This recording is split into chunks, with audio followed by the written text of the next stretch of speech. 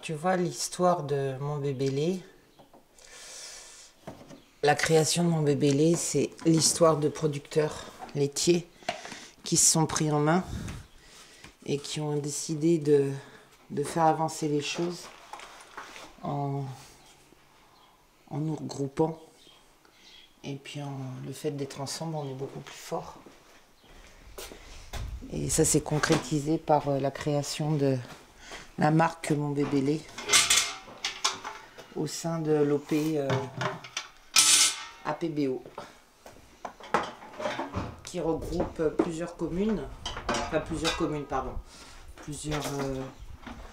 régions où sont les producteurs. Donc tu as le Perche, tu as un peu de l'Orne, de la Mayenne, de la Sarthe. Je crois un producteur en Ille-et-Vilaine.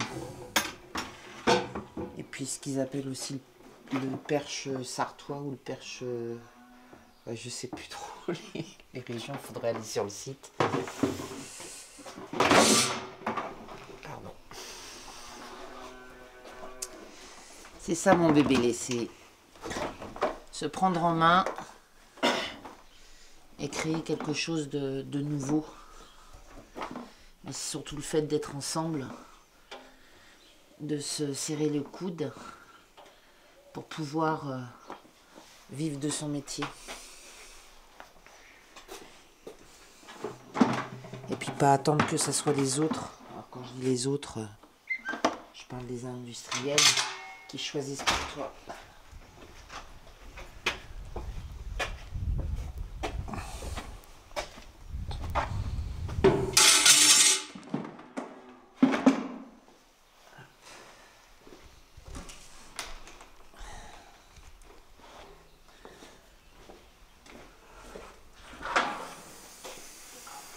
Pour ce 4e épisode, je suis allé durant un peu plus d'une semaine dans une famille d'agriculteurs en Mayenne, dans le nord-ouest de la France. J'ai quitté mes terres franc-comtoises pour découvrir d'autres régions et au travers de cette série documentaire, réaliser des portraits de paysans, ces femmes et ces hommes de la terre.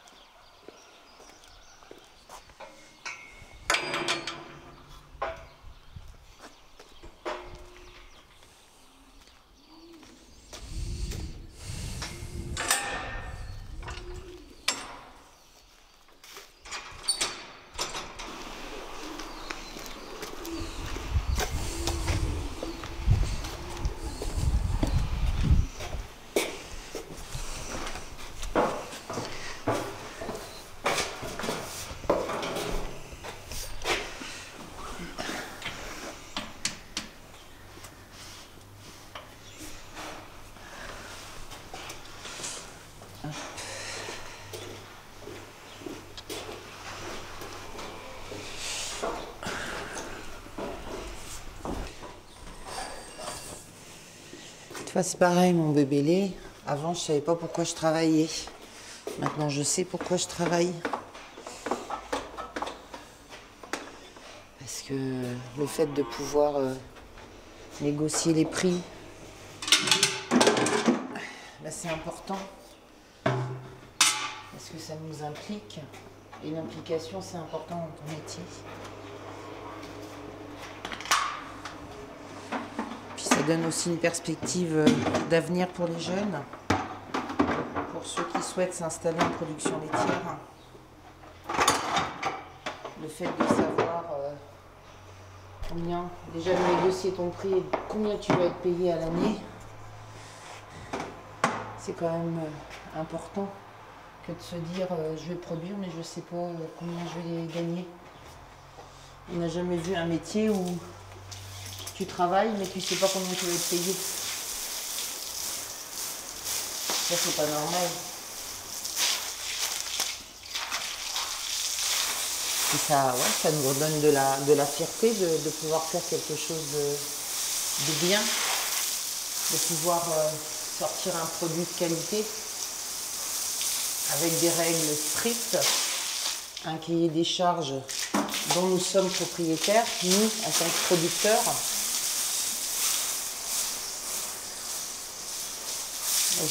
Pour moi, c'est important.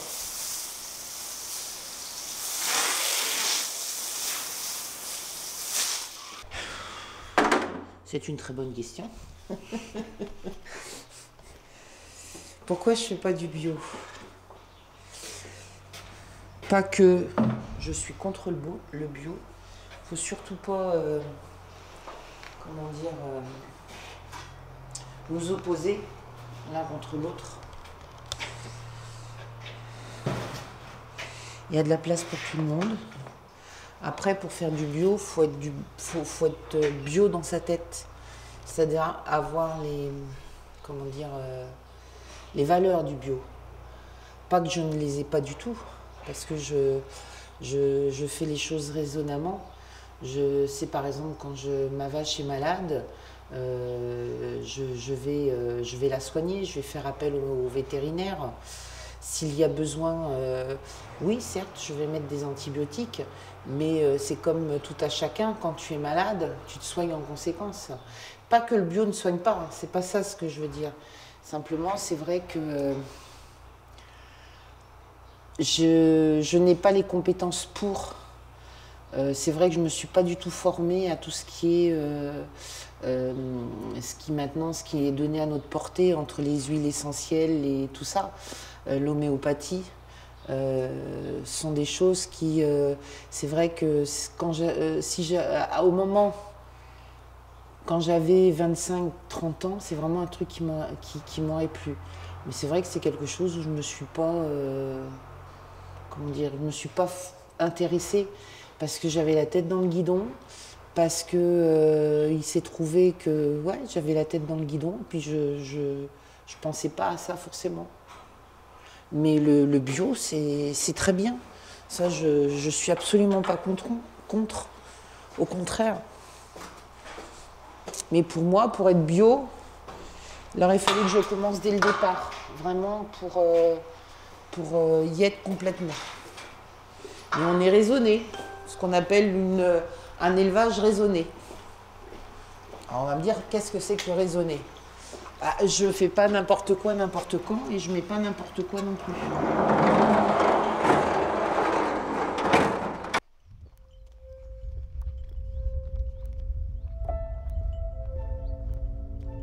De tout temps, les paysans vont chercher leurs vaches au pré pour la traite. Peu importe si la musique les berce, si les pas les font réfléchir à en devenir poètes. L'important, c'est d'arriver à bon port.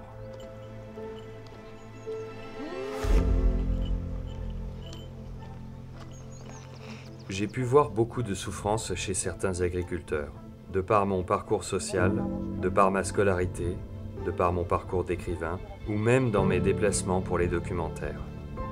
J'ai pu voir beaucoup de passion et d'amertume envers un métier si peu valorisé à sa juste valeur. J'en ai pris conscience lorsque je voyais ce qu'était acheter le litre de lait à la ferme par la laiterie et également à combien celui-ci était vendu au magasin.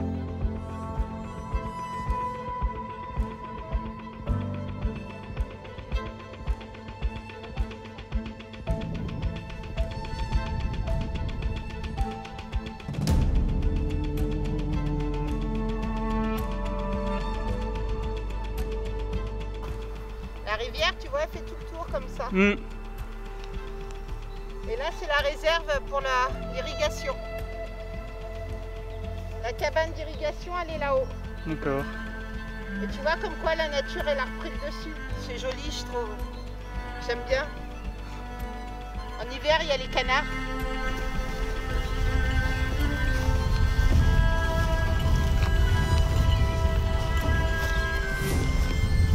Bah, elles sont plus rapides. Beaucoup sont partis de ce monde et ne reviendront jamais.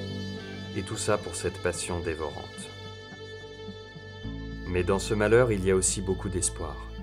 Car ces crises agricoles ont permis notamment à certains de reprendre les rênes de leurs produits.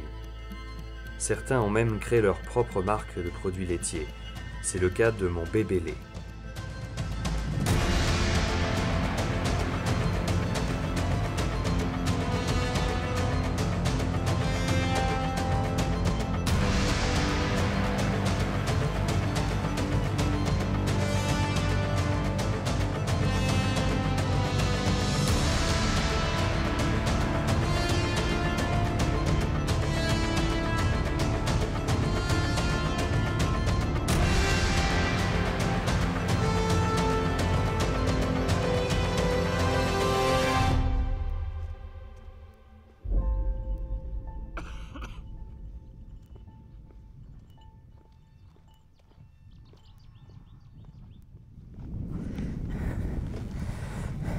Si les prés pouvaient raconter, je ne sais pas combien ils ont vu de vaches. Entre le grand-père d'Édouard, le papa d'Édouard et nous, ils en ont vu des milliers. Des noirs, des rouges, des jaunes, des piquets, des carreaux, des grosses, des petites, des belles, des moches, des bigleuses, des aveugles, des boiteuses. Mais que des vaches, avec des chevaux.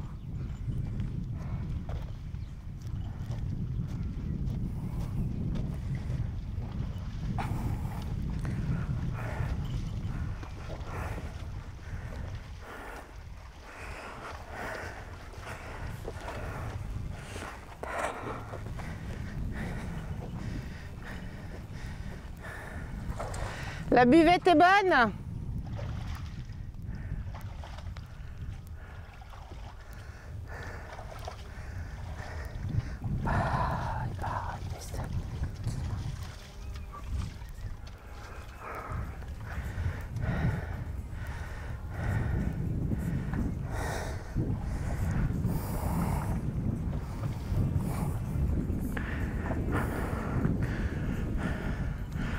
L'eau est fraîche.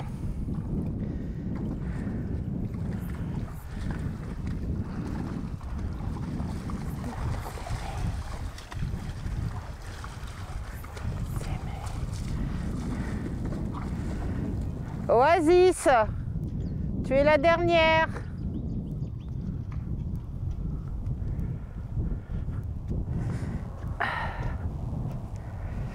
Qu'est-ce qu'il y a, Lettré? Il y a un souci?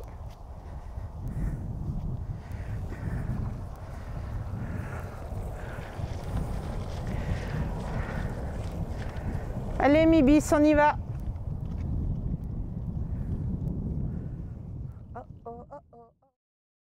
Moi, je m'appelle Laurence. Je suis d'origine parisienne, c'est-à-dire que je suis née à Paris et j'ai vécu jusqu'à mes 24 ans à Paris. J'ai fait une école d'agriculture en Eure-et-Loire, à côté de Chartres. Et je me destinais à... Enfin, j'avais pris une option, ce qui s'appelait EFR, Économie familiale rurale. Et j'avais dans l'intention de pouvoir ouvrir un gîte et puis des chambres d'hôtes, d'accueillir du public, des gens pour apprécier...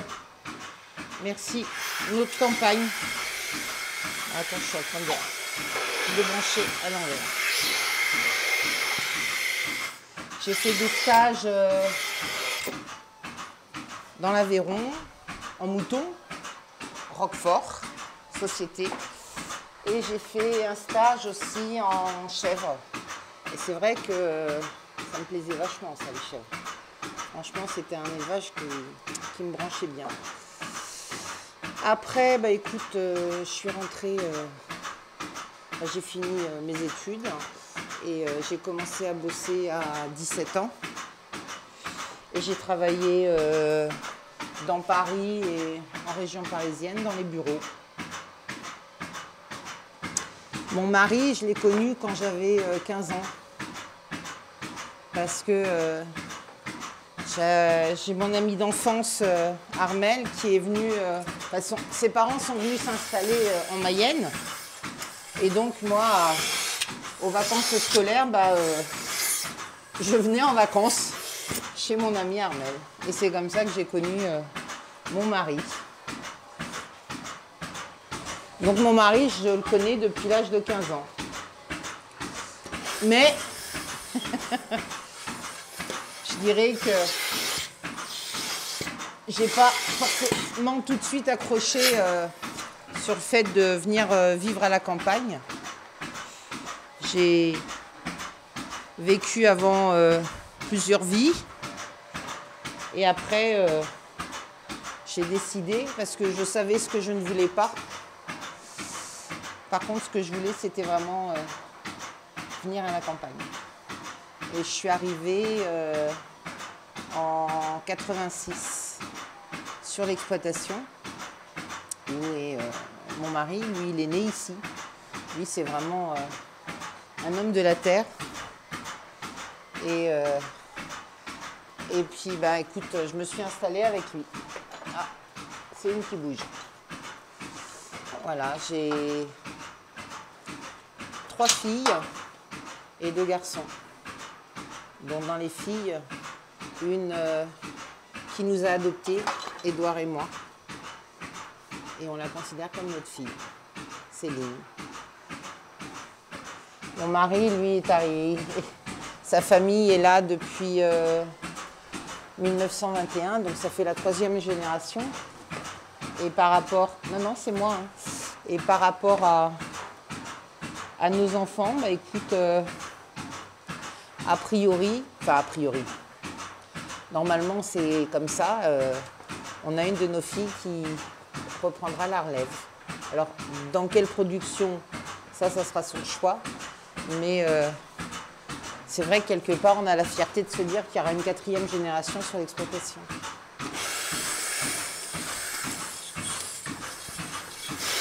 Alors, comme ça se voit, je suis productrice. Ma production principale, c'est le lait. Je livre mon lait aux fromageries Belle. Les fromageries Belle, c'est ceux qui font les Kiri-Kiri, les Babybel, Boursin, tout ça. Et je fais partie de l'organisation de producteurs, la PBO, qui, avec notre lait, a créé sa marque Mon Bébé Lait. Mon Bébé Lait, c'est la marque de nous, producteurs, on a créé notre cahier des charges en 2017. On s'est serré les coudes et on s'est dit il faut qu'on se démarque par rapport aux autres. Et donc on a créé donc la marque Mon Bébé Lait et on a fait un lait de différenciation. Différencié, pardon. C'est-à-dire c'est qu'on a un lait qui est produit avec des vaches qui ont une alimentation sans OGM et qui vont au pâturage. Un minimum de 150 jours par an. Et ça, on en est super fiers. Enfin, moi, je sais que j'en suis super fière parce que de par mon investissement, parce que j'ai fait partie du conseil d'administration, de par notre investissement, on a créé quelque chose d'unique en France. Le fait d'avoir sa propre marque de lait que l'on vend aux fromageries Belle.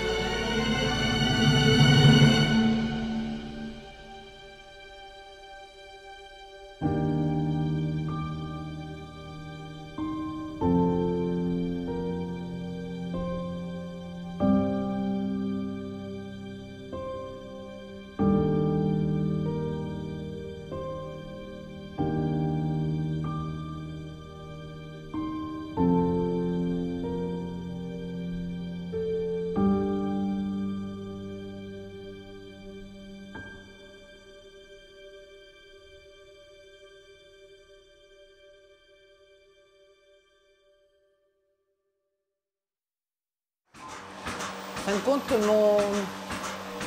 mon métier, au début, je l'ai subi. Pas au tout début. Au tout début, on était jeunes. On était dans l'élan. C'est vrai qu'on avait un lait que l'on produisait qui nous était rémunéré à sa juste valeur. Et est venue en 2009 la chute du prix du lait. Et là, c'est vrai que ça a été un cataclysme dans toute la production laitière, quoi. Ça a saccagé, parce que c'est réellement le terme, ça a saccagé le paysage agricole. Ça l'a saccagé. Ça a tué des familles. Ça a fait exploser des familles. Ça a fait partir des membres de ces familles prématurément. Parce que qu'on dise qu'il y ait un agriculteur tous les jours qui se suicide tous les 2 jours, ou même si c'est tous les jours, ne serait-ce que même un seul, ce n'est pas normal. Ce n'est absolument pas normal. Et ça, je dirais que c'est la mondialisation, enfin, non, c'est le, comment dire, ouais, c'est le fric qui a fait ça. Parce que le fric, c'est devenu la religion. C'est si plus t'en as, plus t'en veux, plus il faut que les industriels gagnent, quoi, gagnent de l'argent. Et c'est vrai que ça a détruit énormément de familles. Et c'est vraiment à ce moment-là où j'ai subi, moi, mon métier. Je n'étais plus éleveuse, je ne sais pas ce que j'étais, mais je faisais les choses machinalement. C'est-à-dire avec Édouard, on se levait tous les matins, on faisait notre boulot parce qu'on travaille avec du vivant et que pour nous c'est un point d'honneur à avoir, de nourrir nos bêtes, de les soigner, d'en prendre soin. Mais on faisait ça comme des machines, on était des robots, quoi. Jusqu'à ce que, disons, on se calme, jusqu'à ce qu'en 2017, où vraiment tous ceux qui faisaient partie de l'organisation de producteurs, la PBO, se sont dit il faut qu'on fasse quelque chose.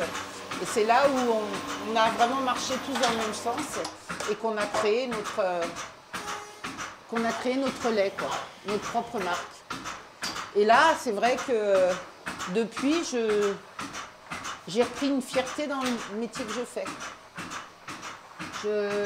Ça m'a construite aussi, parce que ça m'a appris beaucoup de choses. Ça m'a appris sur moi-même. Comment ça s'appelle, ça m'a donné pas des valeurs, mais ça m'a appris sur moi-même. La force que tu peux avoir d'être en collectif, l'écoute aussi, le fait de savoir s'exprimer, et puis la fierté de savoir pourquoi tu travailles, quoi. Et quand on a fait ça, on l'a fait pour nous, mais franchement, on espérait réellement que ça puisse faire un mouvement et qu'on entraîne avec nous tous les autres producteurs d'autres marques, que ce soit Lactalis, Sodial, mais qu'il y ait un mouvement de fond, qu'il y ait une lame de fond et que ça monte tout le monde. Et tu te rends compte que, bah non, en fin de compte, on essaye de tirer, mais c'est pas facile pour les autres. Et c'est vrai que parfois, quand même autour d'un repas d'ensilage, tu as différents producteurs qui sont de différentes laiteries. Il y a des fois, c'est mal vu de dire que tu livres ton lait chez Belle, quoi. Parce que au niveau rémunération, tu es quand même...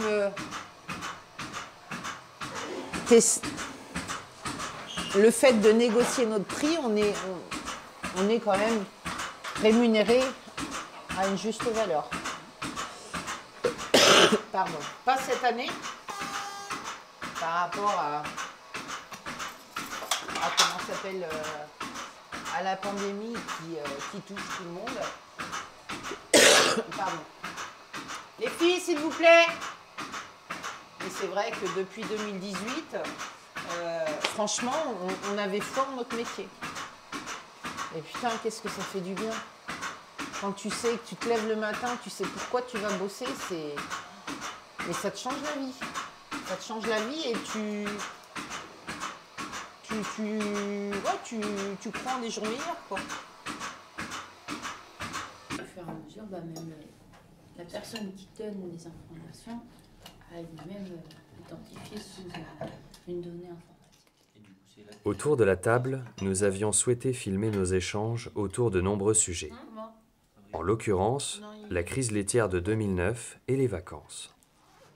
De toute façon, tout ce qui nous entoure, systématiquement, t'as un numéro. Et tu es connu que sous ce numéro-là. Oui, il y a pas... Tu donnes ton nom, de toute façon, ça vaut rien du tout. Mais c'est quoi votre numéro? Regarde, Terena, quand tu arrives à la caisse, numéro Cormier. Ou à l'assurance, ils te disent t'appelles même pas par un prénom, t'es obligé de donner le numéro de dossier, pour qu'ils puissent rentrer tout dans leur fichier, quoi. Et toi, comment tu l'as vécu, la crise de 2009? J'avais quoi, 14 ans? J'étais au collège, en 4e. Normal. Hein? Normal. De quoi normal? Je l'ai vécu normal? T'as dit que on l'a vécu normal? Non? Non, il est 4e, 4e, normal. Ah oui. Manger des patates. Oui, voilà. Manger des patates, oui. Bah, à 14 ans, t'as pas trop la notion de tout ça, mais après, oui, je savais très bien que c'était difficile. On faisait quand même attention à... Enfin, tu sentais très bien que financièrement, c'était assez... qu'il fallait faire très attention, mais après, à 14 ans, t'as pas conscience de tout ça. Hein. Moi, bien sûr. J'ai jusqu'à 14 ans, je me souviens que tu pouvais plus payer mes cours d'équitation, alors il fallait que je trouve une solution. Et même payer la pension d'Ito. Ça, je me souviens de ça. Hein. Après, il fallait trouver d'autres moyens pour pouvoir... Et nous, comment on était?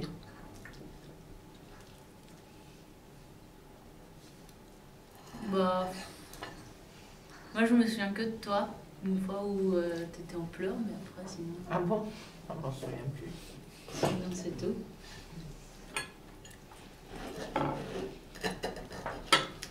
Je crois que j'ai tellement pleuré que j'arrive plus à pleurer. Depuis 2016, je pleure plus. J'arrive plus à pleurer.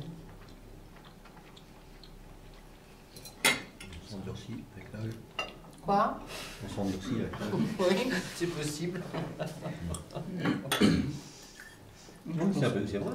Ça dépend quand même un peu de l'esprit aussi. Oui, sûrement aussi, possible, oui. Parce que l'un ou l'autre. Ouais, puis t'étais aussi un peu seul. Enfin, t'étais seul. Là, aujourd'hui, même si des fois il y a des moments durs, t'as des enfants qui, on est plus vieux. Donc on peut aussi comprendre les choses et vous pouvez plus vous appuyer sur nous. Que à cette crise-là, on était encore jeunes, quoi. Charlotte et Pierre, ils étaient encore au lycée. Enfin, en tant que parent, tu t'appuies pas trop sur tes enfants. Enfin, tu veux essayer de les éloigner de ce qu'on vit, de ce que vous vivez. Oui. Voilà, que là aujourd'hui vous ne nous protégez plus et si quand il y a des soucis, voilà, vous nous dites et on est là aussi pour... Non mais on est là aussi pour réussir à remonter la pente tous ensemble, quoi. Alors qu'avant, on était petits, donc vous nous protégez par rapport à ça, même si tant qu'enfant on voit quand même oui. les choses. Un enfant c'est une éponge, donc de toute façon ça ressent, ça... Même s'il ne comprend pas, il ressent. Ouais, mais voilà. il y a, enfin, certes, mais vous avez toujours fait en sorte de quand même toujours positiver, par contre. Enfin, moi, j'ai toujours ressenti... c'est pas grave, aujourd'hui, c'est comme ça aujourd'hui, mais demain, ça ira mieux, quoi. Ça, c'est dans notre tempérament. Oui, voilà. Ouais, puis en plus, on a cet avantage-là, c'est que quand il y en avait un qui n'avait pas forcément le moral, l'autre, alors je dis pas qu'il avait le moral, mais il y en avait toujours un sur les deux qui allait mieux. Donc ce qui permettait de pouvoir s'appuyer l'un avec l'autre. Je n'ai pas souvenir d'avoir le bras dans les chaussettes, moi. Bah moi aussi, ça c'est sûr et certain. Mais toi c'était plus de la colère.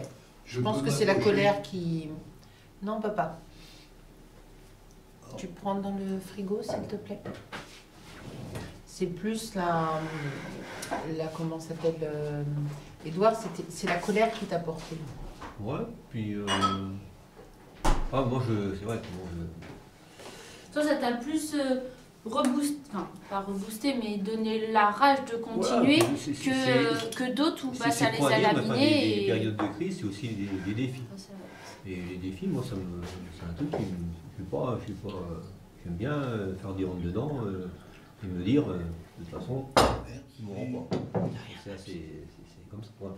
Et ça, c'est aussi dur par rapport à mon enfance et tout ça, parce que j'ai pas connu une enfance, j'étais heureux. Hein. Dans mes parents, mon père, pour moi, ça doit être un exemple. J'ai toujours parlé de mon père comme étant un exemple. Mais par contre, on n'a pas été habitués. Moi, j'ai commencé à 6 ans, un exemple, en étant d'autres. Donc, je le dis et redis aux enfants de temps en temps. J'ai commencé à 6 ans, j'allais à l'école à Bali, à pied.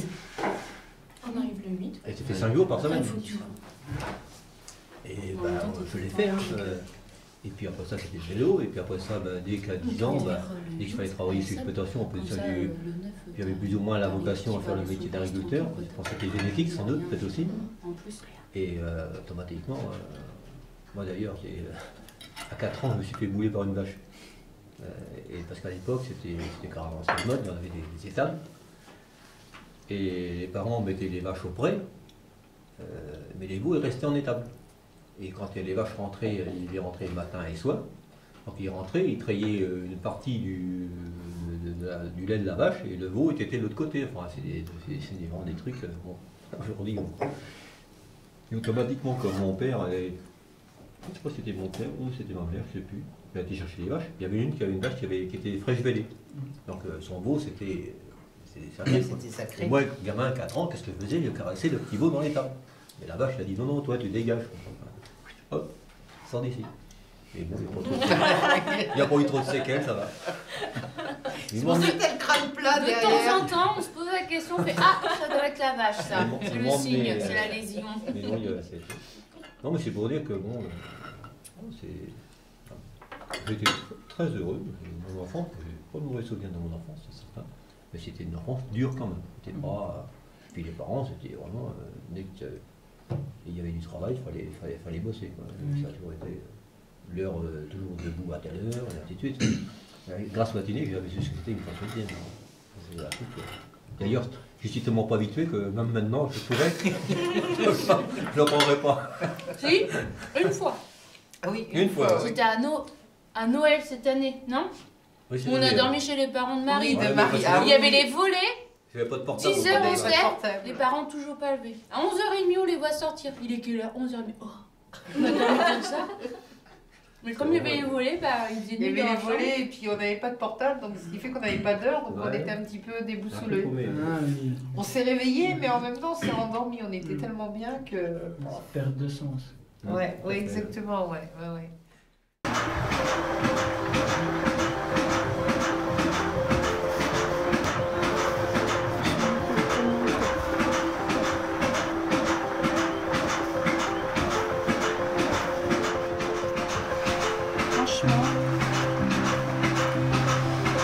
Quand tu portes pas ton nom.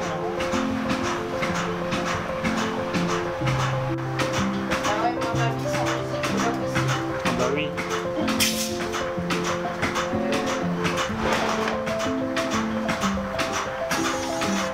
Ah ouais, franchement,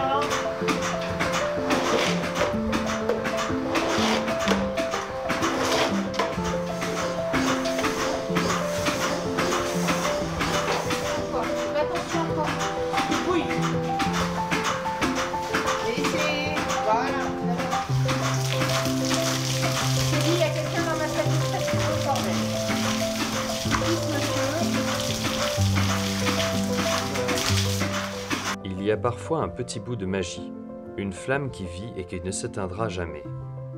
il y a parfois en nous la plus belle chose qui nous pousse sans arrêt vers l'autre.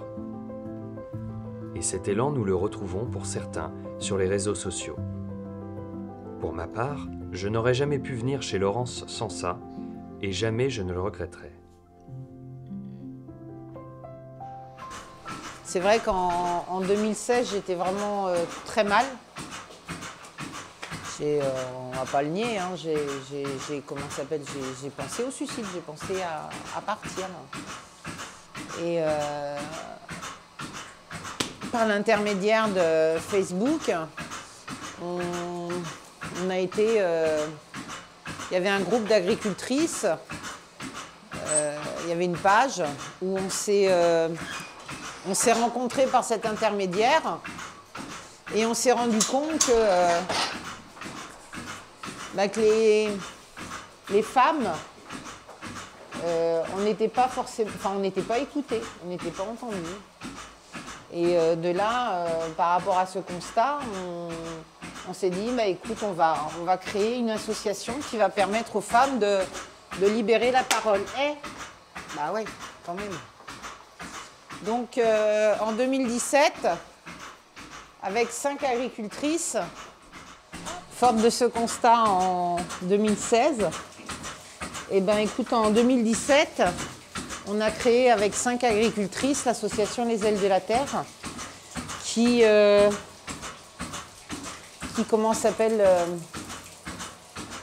permis de proposer aux femmes agricultrices et du monde rural de donner leur parole, d'ouvrir leur cœur, donc sur plusieurs sujets, hein, sur des problèmes avec les enfants, des problèmes juridiques, administratifs, mais tout en sachant... voilà. Ça c'est pas mal, je suis douchée. En sachant que, en se servant de notre propre vécu, parce qu'on a toutes chacune un vécu, et on a toutes chacune en nous des perles, et qu'on a mis à la disposition des femmes qui nous appellent. Et pour certains sujets, on est consciente qu'on n'a pas la science infuse, et on les dirige vers les services qui permettent de répondre à leurs questions. Mais on est surtout là pour qu'elles puissent libérer la parole. Et en même temps, parfois aussi,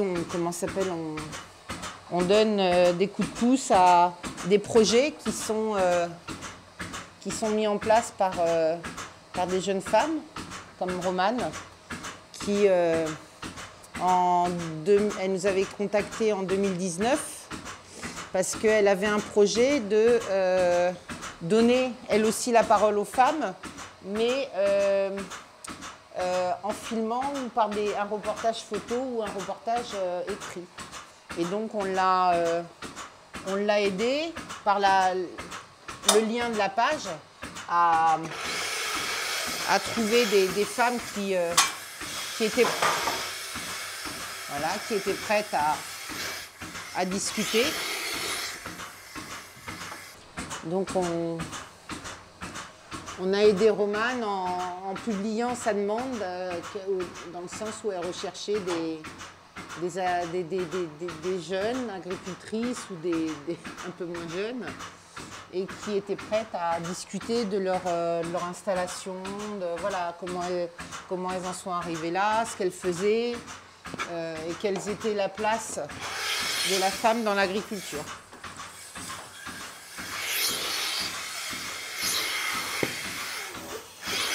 Parce que la place de la femme dans l'agriculture, c'est un vaste sujet. Il est dit, le problème c'est qu'on en parle beaucoup, mais tu te rends compte que de toute façon, la place, il faut se la faire. Il ne faut pas attendre qu'on nous la donne. Il faut la prendre, notre place. Il faut qu'on soit maître de notre propre vie, donc il faut prendre la place. Il ne faut pas attendre que ce soit les hommes qui nous la donnent. Parce qu'ils ne nous la donneront jamais. Enfin, quand je veux dire par là, c'est-à-dire c'est que ils vont pas nous ouvrir la porte en disant « Allez-y, mesdames !» Non. Par contre, c'est vrai qu'il faut toujours prouver que tu es capable de le faire. Je dirais qu'il faut prouver plus qu'un homme.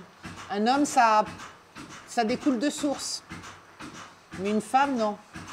Il faut prouver que ce que tu fais, tu le fais bien.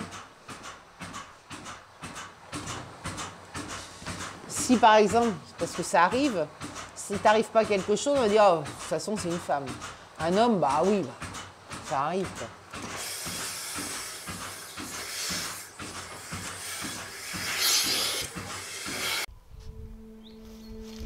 Allez, viens. Allez. Hop, pied. Qui, moi? Bah, il fait meilleur par rapport à tout à l'heure. Ah bon? Alors, je sais pas, je suis obligée de faire. Oui, mais il y a pas de temps, par contre. Tout à l'heure, il y avait du vent. Franchement, là, comme je dis, ça devient du concret.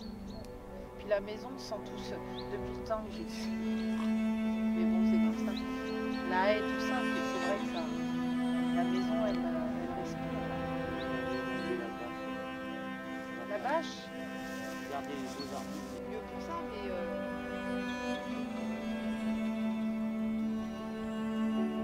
Il y a un climat tendu depuis de nombreux mois en raison de la crise sanitaire qui traverse notre pays. C'est un sentiment amer où la privation de liberté ne rend pas forcément la société aimable, où nous luttons contre tellement de choses qu'elle en vient à exploser. Malgré tout, cette situation a permis à une partie des agriculteurs de tirer un certain bénéfice, car les consommateurs ont eu besoin de revenir vers l'essentiel et le local.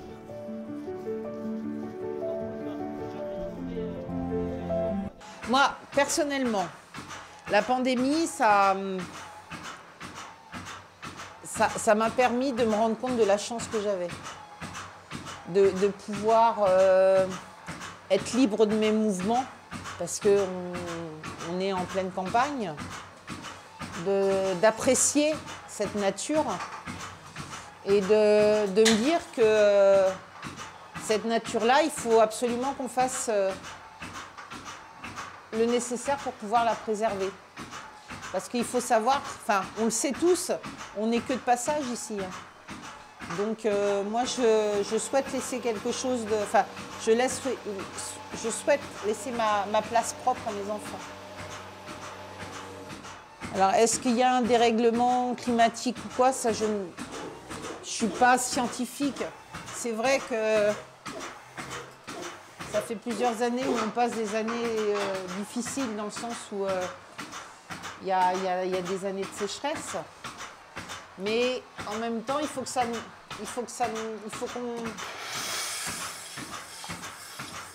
serve pas de leçon, c'est pas ce que je veux dire, mais qu'on en prenne conscience et qu'on réfléchisse à une autre façon de faire, à quelque chose de raisonné. Alors après, on va nous parler des produits phyto ou pas.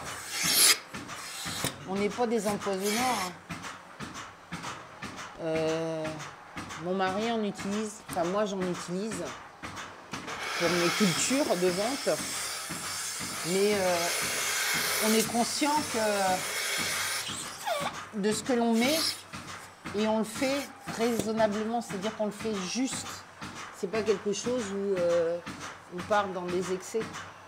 On est conscient de ce qu'on fait et on le fait raisonnablement.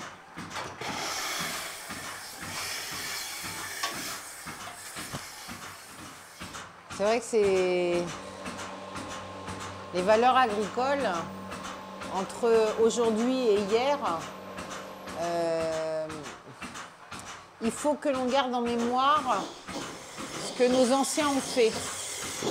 Parce qu'ils ont fait de belles choses et de bonnes choses. Mais il faut aussi savoir que la modernisation est aussi importante. Il faut savoir lier les deux. Il ne faut pas tomber dans les excès de se dire, comme certains disent, c'était mieux avant. Non, c'est pas vrai. y a certaines choses qui étaient bien avant, comme il y a certaines choses qui sont bien maintenant. Mais tout n'est pas à mettre au panier, que ce soit d'un côté comme de l'autre. Il faut vivre avec son temps. Par exemple, dans les 30 Glorieuses, c'était la production à outrance. Parce que comment ça s'appelle, on nous avait... on avait poussé nos grands-parents dans ce sens-là. Et puis, quelque part, ils n'avaient pas le savoir qu'on peut avoir maintenant. C'est vrai qu'au niveau agricole, tu as maintenant beaucoup de jeunes qui ont fait des études importantes. Et je pense qu'ils sont... Tu ne peux pas leur dire bah, vous devez faire ça. Ils sont, comment dire, ils sont plus maîtres de leur métier qu'il y avait un moment où tu avais le technicien qui venait chez toi et puis qui te disait bah, voilà, il faut faire comme ci, il faut faire comme ça. Et puis toi, ne connaissant pas, bah, tu faisais ce qu'on te disait de faire, quoi. Maintenant, non. Je dirais que... on est plus maître de ce que l'on fait.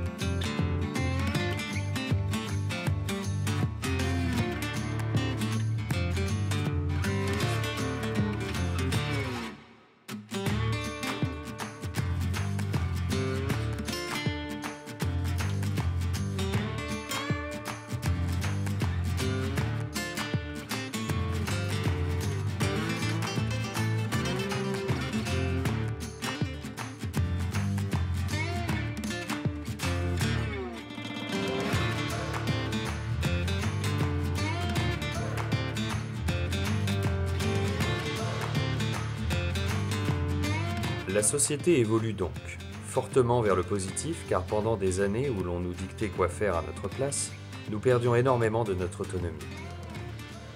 Cette autonomie revient peu à peu, mais elle a du mal à se mettre en place. Et si je vous demandais quels conseils vous donneriez à des jeunes voulant s'installer, que me répondriez-vous? Il faut croire en eux, il faut qu'ils croient en eux, il faut qu'ils croient en leur projet. Et qu'il ne faut pas avoir peur de tomber. Ça arrive et quand on tombe, eh ben, on apprend des choses. Et ce n'est pas un échec. C'est simplement un moment de la vie où malheureusement ça ne se passe pas comme on veut. Mais il faut pouvoir rebondir et puis se ressentir et puis partir plus fort. Mais croire en soi, ça c'est hyper important. Parce que ça te permet d'avancer. Les filles, attends parce que là, ouais, je vais essayer de faire en sorte qu'elle... Bon, il m'en faut encore une là.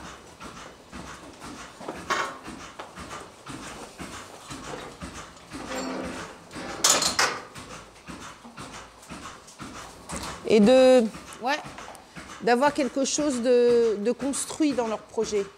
Pas de se dire, je veux absolument m'installer pour m'installer. Je pense que c'est ça aussi maintenant, parce que tu en as pas mal qui ont fait pas mal d'études et qui reviennent pour eux à l'essentiel, c'est-à-dire à revenir à la campagne pour travailler la terre ou être avec les animaux. Mais pour eux, c'est vraiment quelque chose de réfléchi, ça va être quelque chose de construit. Ça va pas, ils ne sont pas partis de l'école en disant « moi, je vais m'installer tout de suite ». Non, il faut que ça soit réfléchi, il faut que ça soit quelque chose qui te prend viscéralement. C'est un métier qu'il faut vivre pleinement. Il ne faut pas se dire je vais faire ce métier-là pour gagner des sous. C'est pas vrai. On aimerait, mais je dirais qu'il y en a qui en vivent bien, il n'y a pas de souci, mais il ne faut pas que ça soit le but principal. Il faut que tu fasses ce métier que ça soit avec du vivant ou avec du végétal, mais parce que vraiment c'est quelque chose qui te prend aux tripes et que c'est vraiment quelque chose que tu as envie. Mais il ne faut pas avoir peur de se lancer.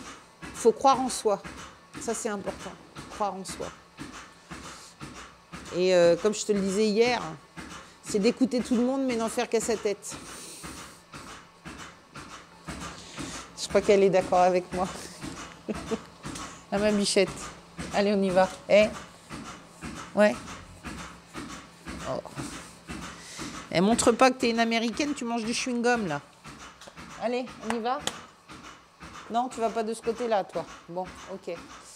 Tu y vas aussi, non? Tu veux que je te porte? Non? Ça va être sympa. Si vous pouviez me donner un coup de main pour y aller. Voilà. Ben, elle est là, dis donc. Hein. Elle est là? Bah oui, mais moi, je savais pas qu'elle était debout. Je me suis posé des questions. Je dis, purée, elle est partie où? Tu peux m'avancer les vaches, là, s'il te plaît? Allez, on y va. Allez. Merci. Et par contre, j'essaye de la voir en dernier. À chaque fois, je suis obligée de me bagarrer avec elle.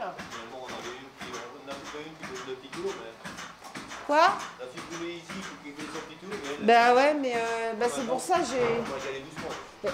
Édouard, c'est pour ça que j'essaye à chaque fois délicatement de la repousser.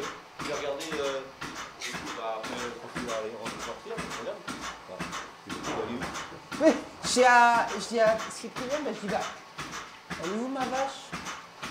Et il y a Cyprien qui me dit, ils ont dû l'enlever parce que, je dis, bah merde. Bah écoute, tant mieux, mais Quoi? Bah écoute, ça serait génial si elle pouvait se relever. Franchement, ça... Elle a pas été longtemps... Elle a pas été longtemps par terre. Ben non, mais tu vois, j'étais persuadée qu'elle s'était cassé quelque chose, la patte. Bon, mais le problème, c'est quand elles essayent de se lever comme ça et qu'elles ne sont pas en position de se lever, elles sont beaucoup plus de mal que le pied. Ouais. Bon bah écoute, en attendant, moi je suis contente, c'est qu'elle soit debout, parce que... Purée... Ça me peinait, j'ai dit purée, surtout que... Elle est mini, cette vache-là.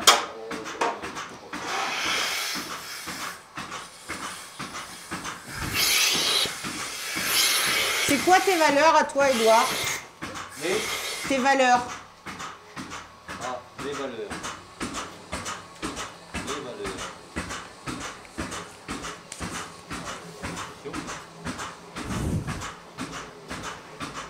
C'est quoi tes valeurs?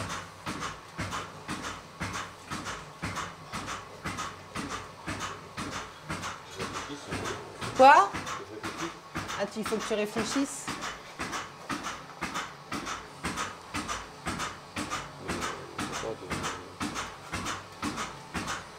Mes valeurs.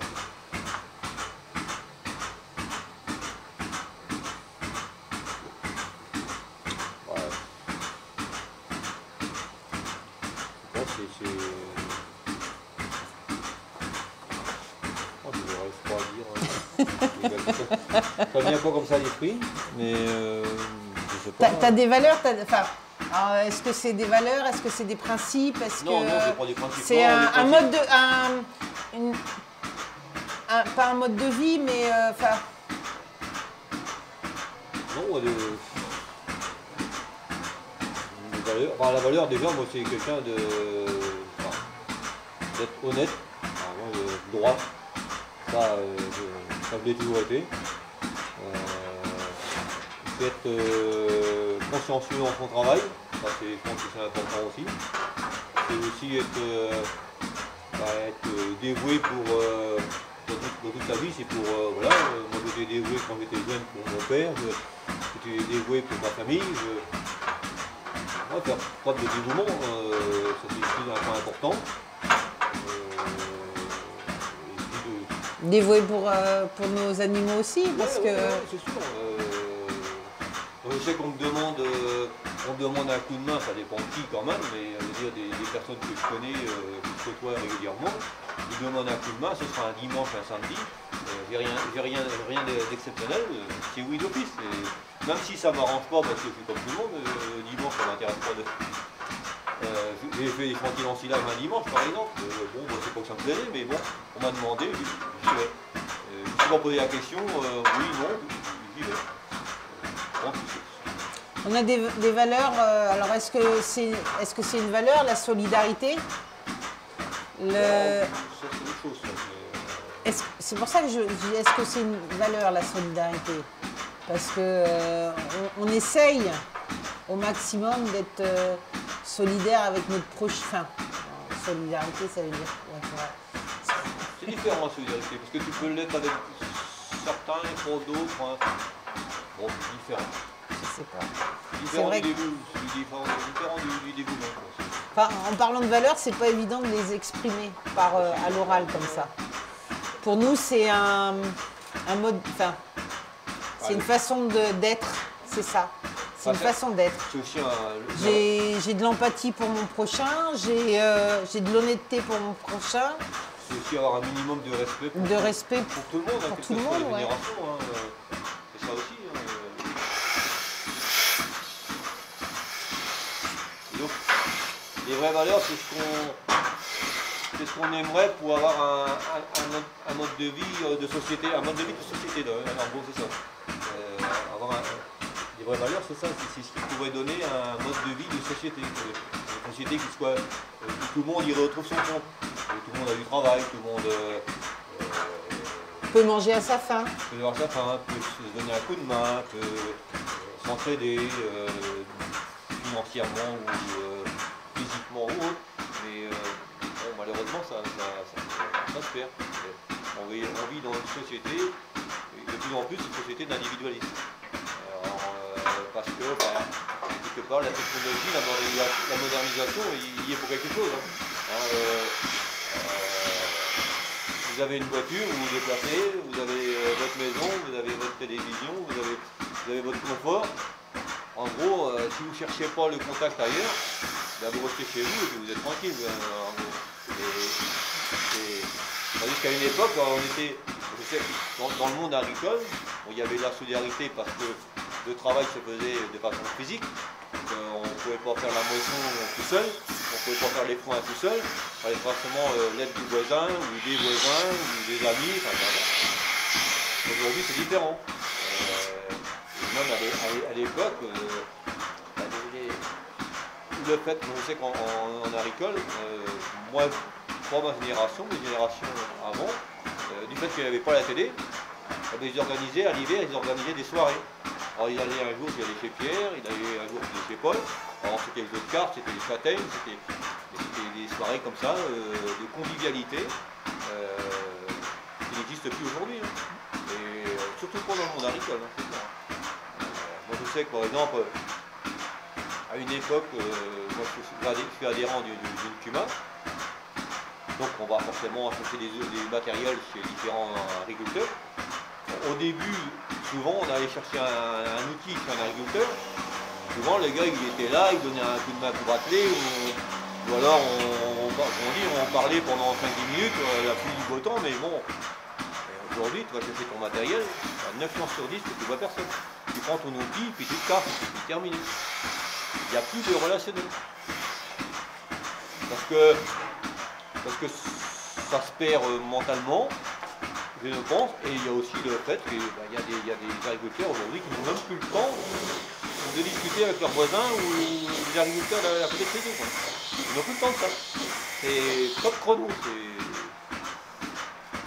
c'est grave, mais malheureusement c'est comme ça.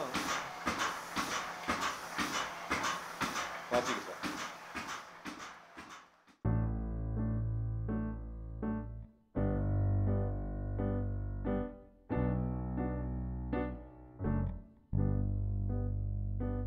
Petite fille en paire de bottes, dansant dans les feuilles mortes, comme vous sûrement, naïvement, à la recherche du chien égaré ou d'une graine à faire pousser, comme un enfant, habituellement, et plus rêveuse que les autres, nous nous sommes jetés dans la fosse sans réaliser cette réalité.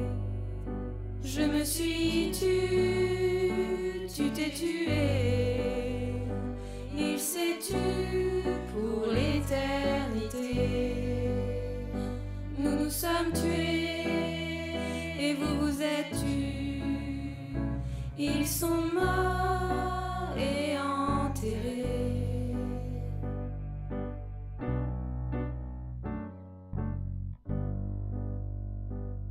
Nos parents non plus ne savaient pas que c'est une jungle, un vrai combat. L'installation, quel drôle de nom. Sorti du giron de maman, on parle déjà investissement avec des banquiers, des gens bien habillés. On suit d'abord notre idéal, pensant que tout ça est normal. Vient maintenant le désenchantement. Je me suis tue, tu t'es tué, il s'est tu pour l'éternité. Nous nous sommes tués et vous vous êtes tus. Ils sont morts et enterrés. Combien de morts pour tout changer? À la télé, sur les réseaux, on entend le moche, pas le beau. Assassin pollueur, porteur de malheur. Paparazzi des abattoirs, le sang, le gore, le désespoir, pour nous en vouloir. C'est ce que vous laissez voir. Vous voulez de la qualité, mais nous on ne veut plus crever devant toute cette paperasse et les contrôles qui nous menacent. Je me suis tue, tu t'es tué, il s'est tu pour l'éternité. Nous nous sommes tués et vous vous êtes tus. Ils sont morts et enterrés.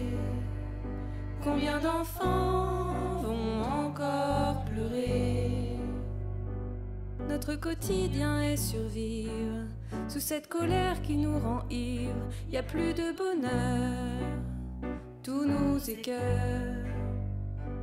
On a peur du regard des autres, ce n'est pourtant pas notre faute. Si tout dégringole, ce n'est pas notre rôle. Les enfants filtrent nos idées noires, ils sont vecteurs de nos espoirs. On ne se taira plus, car rien n'est foutu. Je me suis tue, tu t'es tué, il s'est tu pour l'éternité. Nous nous sommes tués et vous vous êtes tus. Ils sont morts et enterrés. Ils sont morts et enterrés.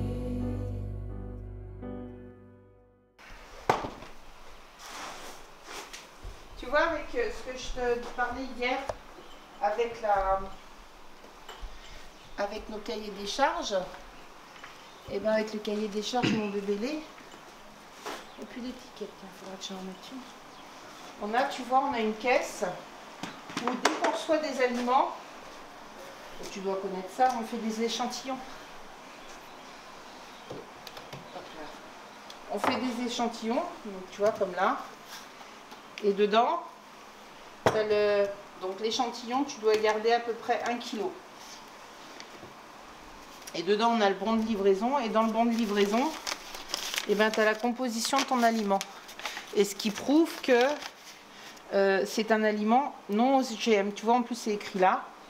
Producteur non OGM. Donc, purger la vis avant livraison. Donc, ça, Oscar, arrête, s'il te plaît. Ça, ce sont des choses que le livreur doit faire. Et donc, eux, ils gardent en usine un échantillon de ce qu'ils m'amènent. Et moi, je garde systématiquement un échantillon de chaque aliment qui rentre sur la ferme. Pour prouver la composition et que s'il y avait une erreur dans la composition, eh ben, ça prouve qu'en fin de compte, on a tout fait. Et tout de suite, on arrête toute la machine, on stoppe de donner les aliments, on prévient, nous, celle qui est responsable de la qualité et tout ça. Et ils mettent tout en place pour vérifier qu'ils se sont bien trompés, que l'aliment, en fin de compte, a de l'OGM, s'il y en a, si c'est un aliment avec OGM, et que, comment ça s'appelle, pour la mise en place de tout le déroulé pour revenir à une alimentation non OGM, parce qu'il y a tout un processus. Hein. Une alimentation sans OGM, c'est comme le bio. Il faut que tu aies un délai, alors je ne veux pas te dire de bêtises, parce que je n'ai pas appris Médecins par cœur. Hein. Je crois que nous, on avait une conversion 6 mois. Ça, c'est l'Allemagne. 6 mois, c'est l'Allemagne. En France, c'est 3 mois. Mais comme on livre aussi, enfin, notre lait part aussi dans des compositions de fromage qui part en Allemagne, et qu'on a la certification Vlog, il faut 6 mois de reconversion. Donc voilà, ça c'est ma boîte d'aliments. Enfin, c'est pas ma boîte à moi, c'est celle d'Edouard, parce que c'est lui qui réceptionne les laits. Toi, regarde, c'est mon bébé lait. Ça, c'est la marque de mon lait. Je suis désolée, elle est sale. Hein. Mais on a, voilà. Ça, c'est la marque de mon lait. Dans chaque goutte, un concentré de savoir-faire. Le savoir-faire, c'est moi. Et Edouard, quand même, un petit peu. Mais ça, c'est notre marque. On a créé notre marque, la marque de notre lait. Et ben, c'est pas tout le monde qui fait ça. Hein. Je vais chercher. T'aurais pu aller me remplir ma brouette, Oscar, non? Je pense pas. C'est vraiment fini. Quand tu veux pas, tu veux pas. Tu mets dedans?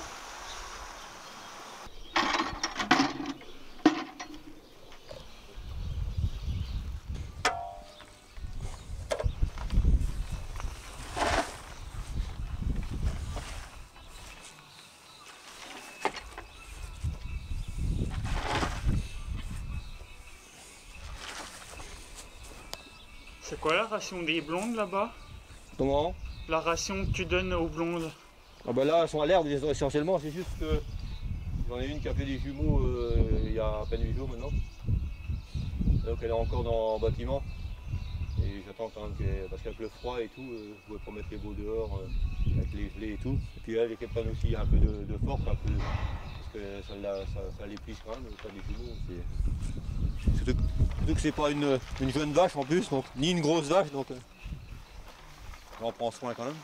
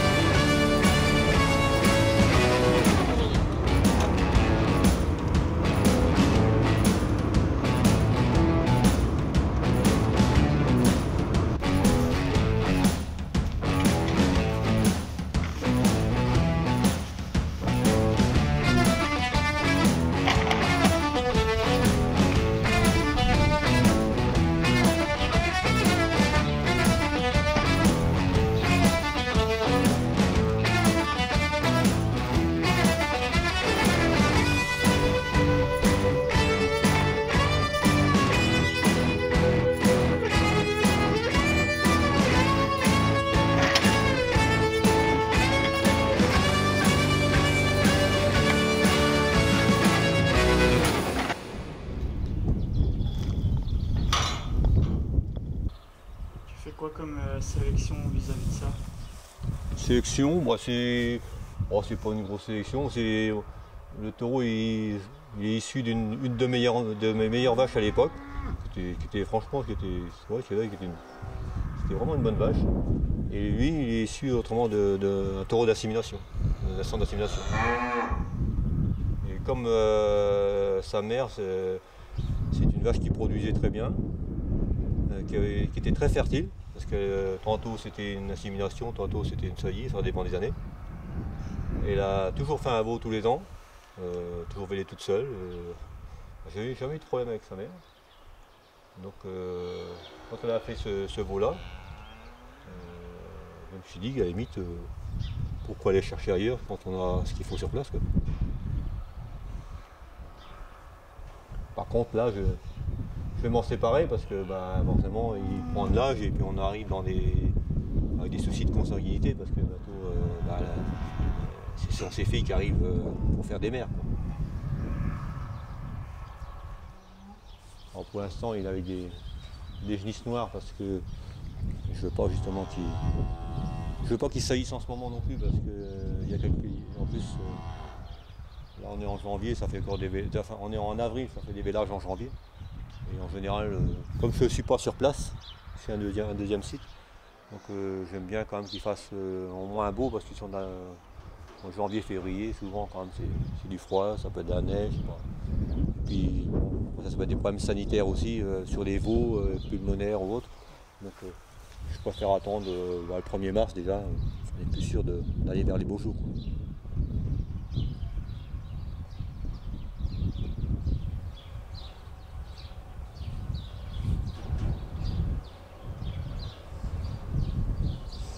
C'est une race, c'est assez curieux, peut-être on pourrait être dans d'autres races, mais souvent les veaux sont des fois pas beaux à la naissance.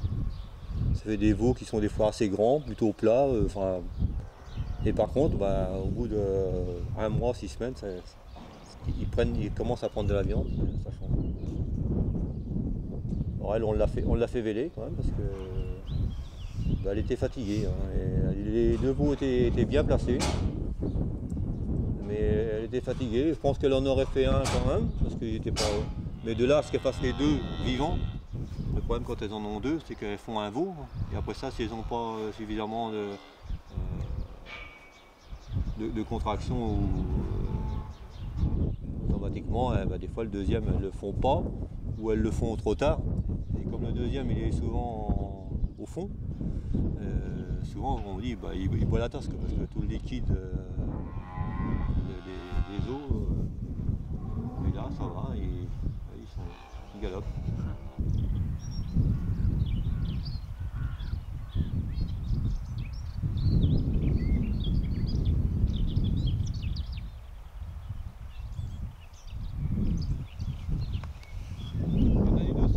Je fais pas ça à toutes, hein. Ouais. Mais globalement, pour de place. Hein, t'es mignonne. On va venir te voir, toi. Mais normalement, il n'y a pas de souci, hein.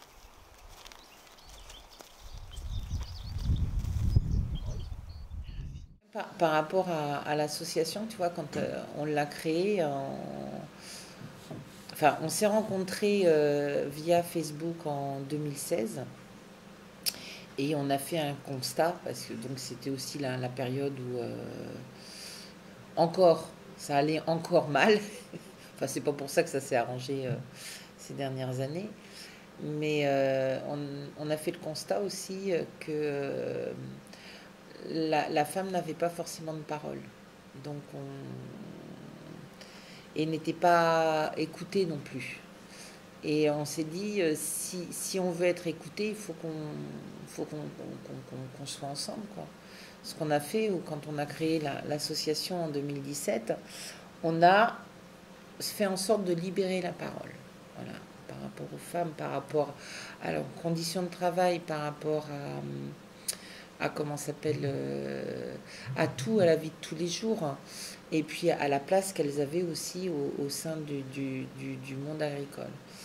On se rend compte, on a essayé de travailler sur le congé maternité, sur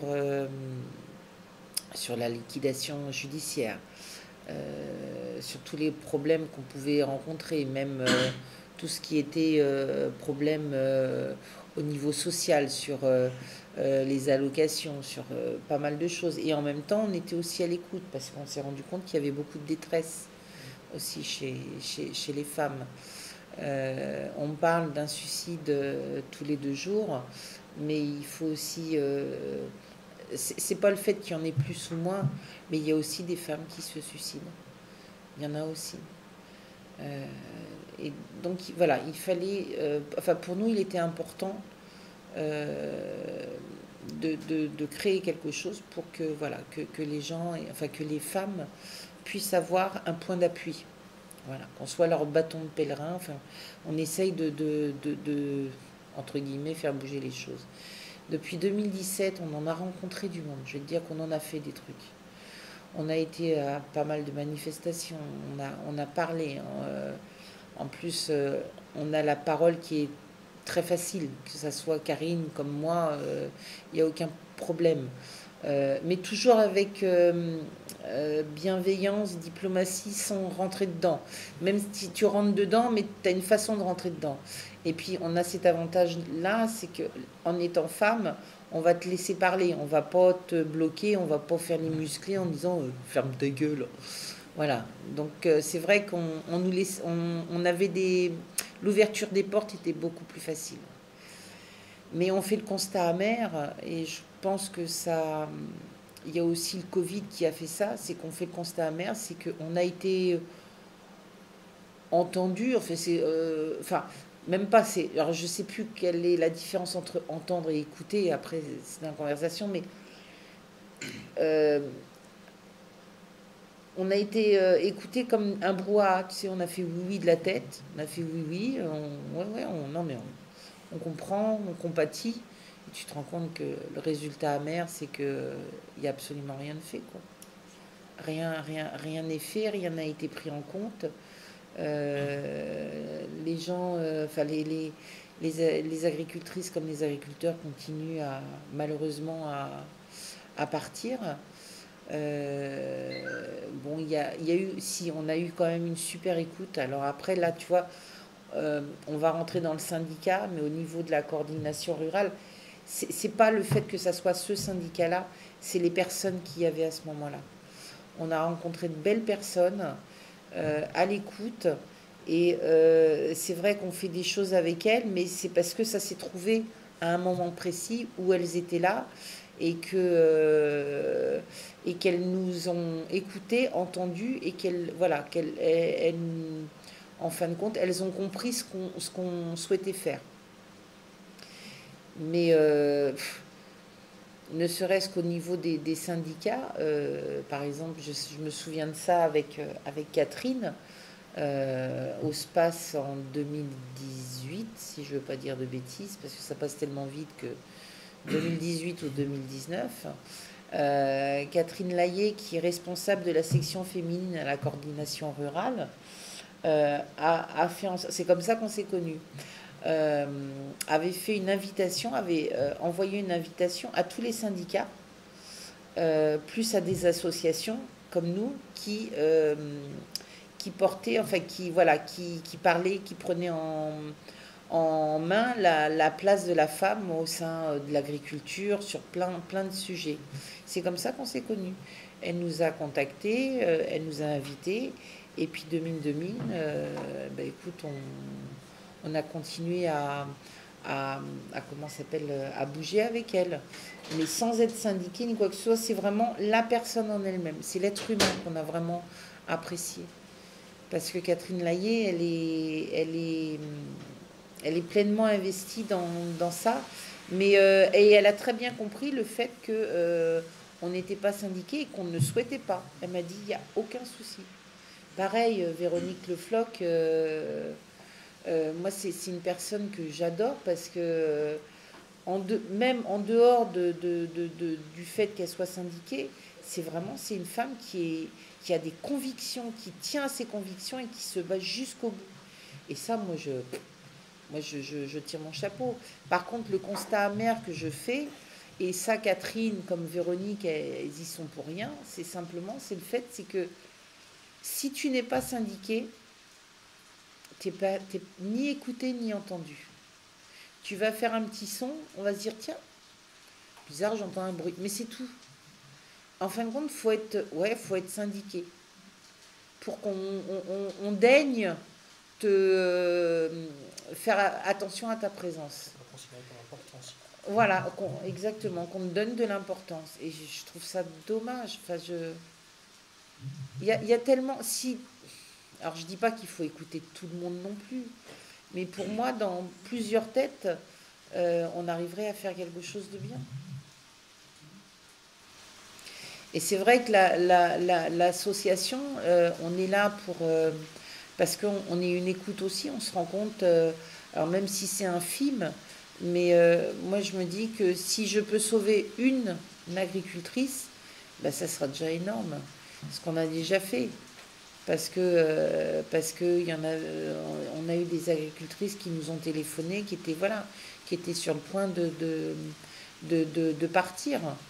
Et on a réussi. Et je vois Karine, elle est en contact toujours avec une femme qui est dans le sud. Et ça fait plus d'1 an, et maintenant elle va beaucoup mieux. Ne serait-ce, même si c'est qu'une, bah écoute, ça sera une. Mais au moins on aura essayé de faire quelque chose.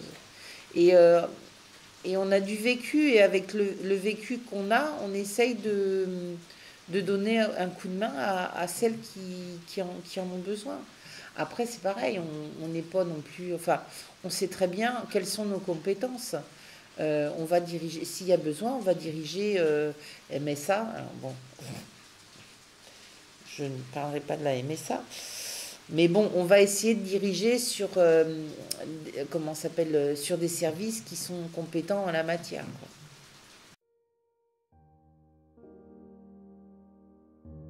Au terme de cette semaine chez Laurence, j'ai découvert un autre univers rempli de valeurs.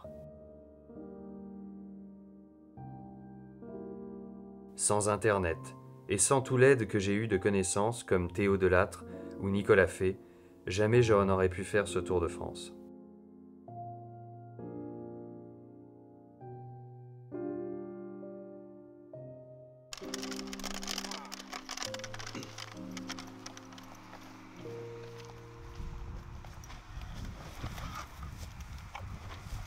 Faire un bisou avant. Un bisou.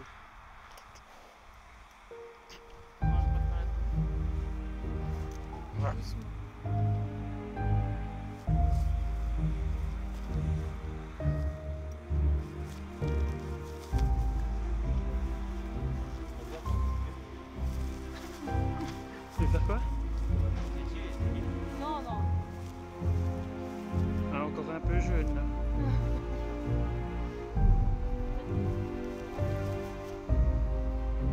Si tu veux grimper, je le coupe là si tu veux.